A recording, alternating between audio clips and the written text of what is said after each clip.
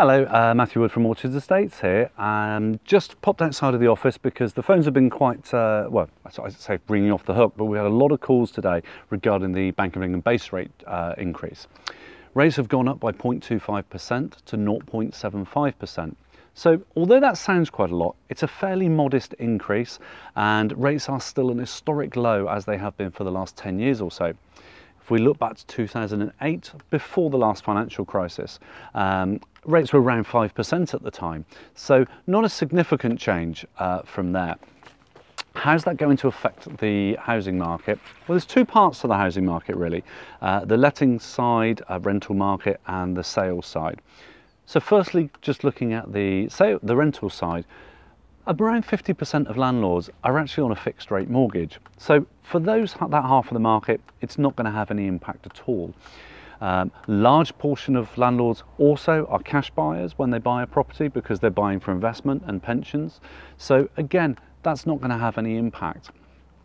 There will be a small number of landlords who are on variable rate mortgages, easy for me to say, and they will have a small impact, but typically it won't be more than probably around £15 to £20 a month.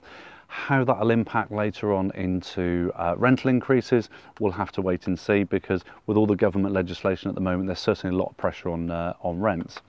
But on the sales side, many lenders have already factored in this increase, and it has been predicted that it's coming for a while. So mortgage rates still at an historic low.